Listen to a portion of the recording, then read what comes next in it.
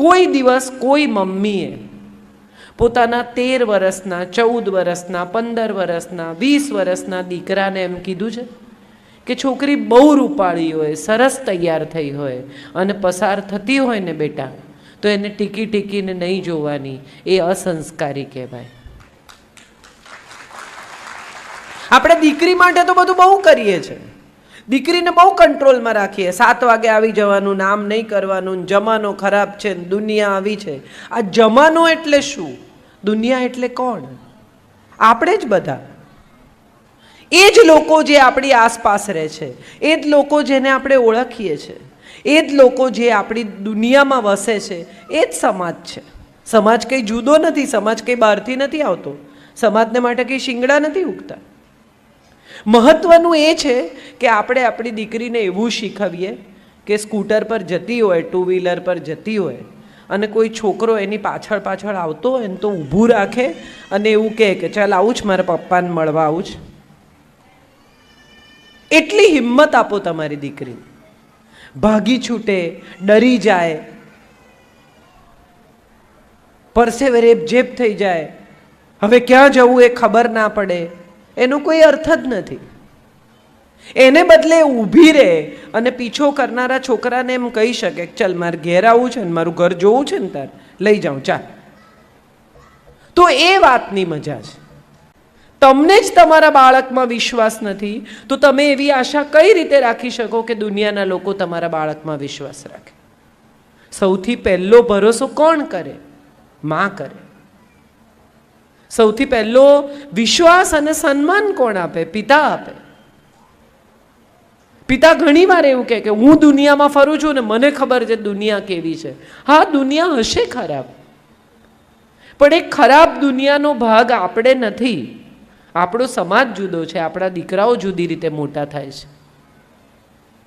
તમને શું લાગે છે, તમે બિહારમાં, યુપીમાં, બીજા સ્ટેટમાં જાઓ, દીકરીઓ સાંજે 6 વાગે ઘરની બહાર નીકળી શકતી નથી સાહેબ. આજે પણ આ સરકારી કાયદા અને આટલી પોલીસ છતાં ગુજરાતમાં દીકરીઓ 2 વાગે ગરબા રમીને એકલી આવતી હોય, કોઈ કશું કહે નહીં. કેમ? કારણ કે ગુજરાતની પોલીસ બહુ જોરદાર છે એટલે? હા કે ના? ગુજરાતની છોકરીઓ બહુ દાદી છે એટલે? કેમ? ગુજરાતના પુરુષો બહુ સંસ્કારી છે એટલે.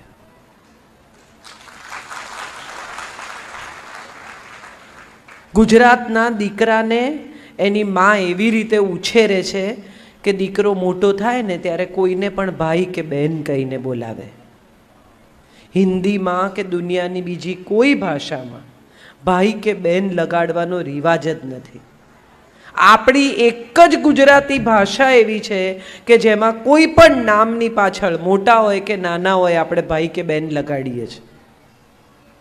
આપણે કોઈ દિવસ કોઈને આખા નામે નથી બોલાવતા. ઇવન રિક્ષાવાળો કોઈ દિવસ કોઈને રસ્તો પૂછે ને તો કે એ કાકા, એ ભાઈ, આવું આપણે કરીએ જ કોઈ દિવસ? આપણે શું કહીએ? એ બહેન, એ ભાઈ, ઓ કાકી. એનો અર્થ એમ થયો કે આપણો તો ઉછેર જ સંસ્કારમાં થયો છે. એનો અર્થ એમ થયો કે આપણે તો પ્રજા જ સંસ્કારી છીએ. બીજે બધે તમે કકળાટ જોયો, ઝઘડા જોયા, મારામારી જોઈ. ગુજરાતમાં કોઈ દિવસ તમે એવું જોયું કે કાપા કાપીને મારામારી થઈ હોય, કોકને ઝઘડો થાય તો બંદૂકોના ધડાકા થયા હોય?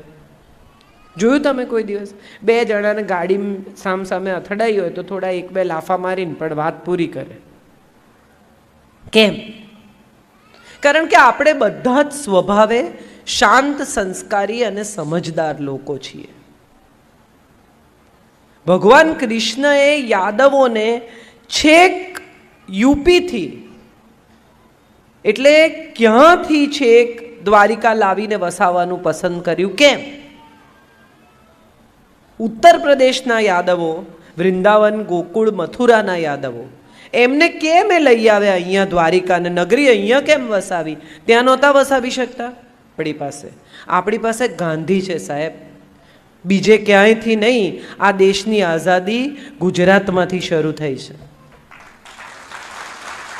આપણે એટલા અદ્ભુત લોકો છીએ. તમે વિચાર કરો, ગમે કે ન ગમે, પુત્રવધુ કોઈ દિવસ સાસુને ખરાબ રીતે બોલતી નથી. જવાબ આપતી હશે, ગુસ્સો કરતી હશે, પણ અલ્ટિમેટલી છેલ્લે જ્યારે સાસુ બીમાર પડે કે એની તબિયત ખરાબ થાય ત્યારે મોટા ભાગની દીકરીઓ એટલી સંસ્કારી, એટલી ડાહી, એટલી સમજદાર છે કે ગુસ્સે થઈને પણ સેવા અચૂક કરે. કેમ? કારણ કે આ એમનો ઉછેર છે. એક બહુ સરસ વાર્તા છે. એક વહુ પરણીને આવી, એને ઘરે સવારે શિરામણ કરવાનો રિવાજ, બ્રેકફાસ્ટ કરે ઘરમાં. હવે આ બ્રેકફાસ્ટ કરે ને સાસરે તો કોઈ કશું સવારે ખાય નહીં.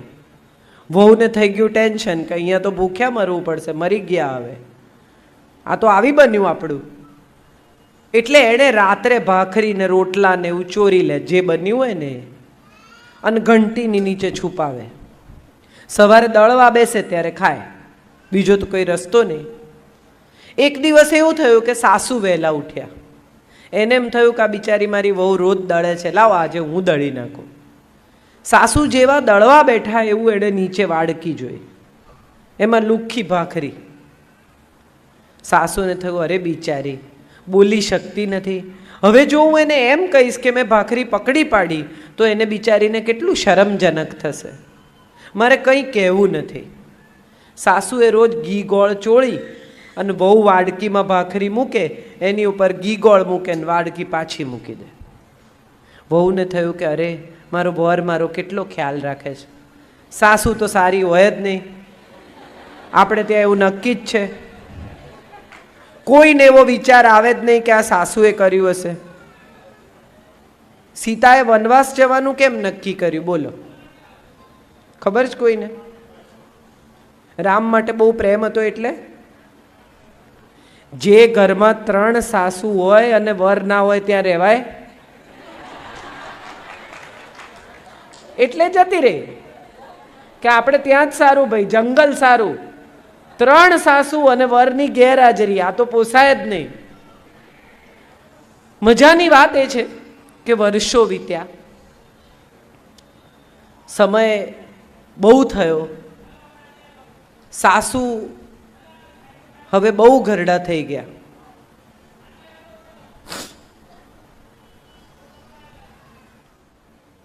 એટલે હવે વહુને ઘેર વહુ આવી.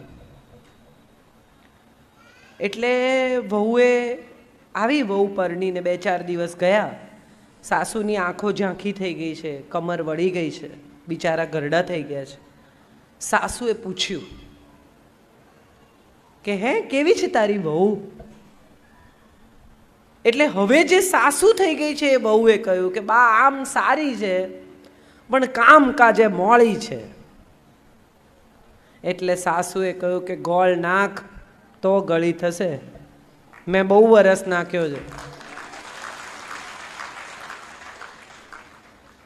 સંબંધોમાં પણ ગોળ નાખવો પડે. બધા સંબંધ રેડી આપણને ના મળે મીઠા, આપણે ગોળ નાખીએ તો સંબંધ મીઠો થાય.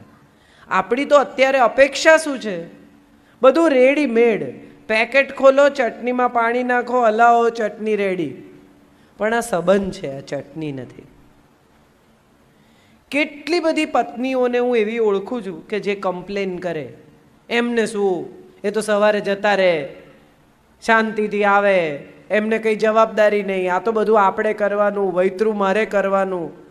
50 વર્ષની થાય ને એટલે બધી જ સ્ત્રીઓ ફરિયાદ કરે, મેં આખી જિંદગી વૈતરું કર્યું, મેં આખી જિંદગી મહેનત કરી, મેં આખી જિંદગી તમને સાચવ્યા, મેં આખી જિંદગી આમ કર્યું. મારે બહેનોને પૂછવું છે કે તમે કોઈ દિવસ આખી જિંદગીમાં તમારા પતિને એવું કહેતા સાંભળ્યા કે મારે હવે કામ નથી કરવું, મેં આખી જિંદગી તમારા માટે વૈતરું કર્યું? કોઈ દિવસ કોઈ ઘરવાળાએ, કોઈ પિતાએ, કોઈ પતિએ, કોઈ ભાઈએ, કોઈ દીકરાએ એવું કીધું છે કે બસ હવે હું વૈતરું નહીં કરું? હા કે ના? તો આપણે શેની ફરિયાદ કરીએ છીએ? બધી બહેનો ફરિયાદ કરે વુમન એમ્પાવરમેન્ટ. આજકાલ તો સ્ત્રી સશક્તિકરણ બહુ ચાલ્યું છે. હું તો એમ માનું છું કે સ્ત્રી પહેલેથી શક્તિશાળી જ છે. દેવો જેની પાસે પૈસા માટે લક્ષ્મી પાસે જાય, વિદ્યા માટે સરસ્વતી પાસે જાય અને આયુધ માટે કાલી પાસે જાય, જેને દેવ નમે છે, એનાથી વધારે શક્તિ તો ક્યાંથી લાવશો બોલો? ભગવાને કેમ એવું પસંદ કર્યું કે સ્ત્રી જ માં બને? બેમાંથી કોઈ બી ચોઈસ થઈ શકતી હતી ને? જ્યારે એણે સર્જન કર્યું હશે ત્યારે એણે વિચાર નહીં કર્યો કે આ બેમાંથી કોને માં બનાવવું. માનસ જાત ચાલતી રહે એ માટે મારે બેમાંથી એક જાતિ પસંદ કરવાની છે. એણે કેમ બહેનોને પસંદ કરી? એણે કેમ સ્ત્રીને પસંદ કરી? એવો વિચાર કોઈને કદી આવ્યો? સ્ત્રી પાસે અદ્ભુત શક્તિ છે અને એ છે માફ કરવાની શક્તિ. તમે જુઓ, જેટલી જેટલી આપનારા તત્વો છે ને, જે આપે છે એ બધા તત્વો સ્ત્રી છે. નદી, હવા, પૃથ્વી, ગાય, આ જેનું પણ તમે નામ લો એ બધી સ્ત્રી તત્વ છે. અગ્નિ કેવી નથી હોતી? અગ્નિ કેવો હોય છે? પણ પૃથ્વી કેવી હોય છે? આટલા લોકો એના પર વજન મૂકે, આટલા લોકો મકાનો બાંધે, આટલા વિમાનો ટેક ઓફ કરે, આટલા વિમાનો ઉતરે, આટલા લોકો ચાસ પાડીને એની છાતી ઉપર આટલા હળ ચલાવે, એ શું કરે છે? એ તો સામે પાછું જ આપે છે. હું ઘણીવાર આ વાત કરું છું કે સ્ત્રીઓ છે ને, એને તમે એક સ્પર્મ આપો ને, એક પુરુષ બીજ, તો એમાંથી આખું બાળક બનાવી આપે. એને તમે અનાજ આપો ને, એમાંથી ભોજન બનાવી આપે. તમે એને મકાન આપો, એમાંથી ઘર બનાવે.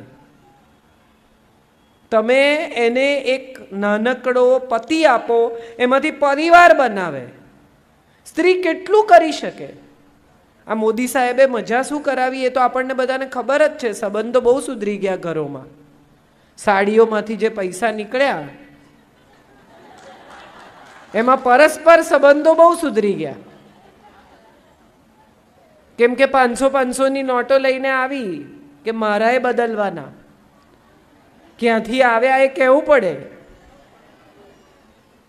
મજાની વાત એ છે કે સ્ત્રી પાસે આ જન્મજાત તાકાત છે.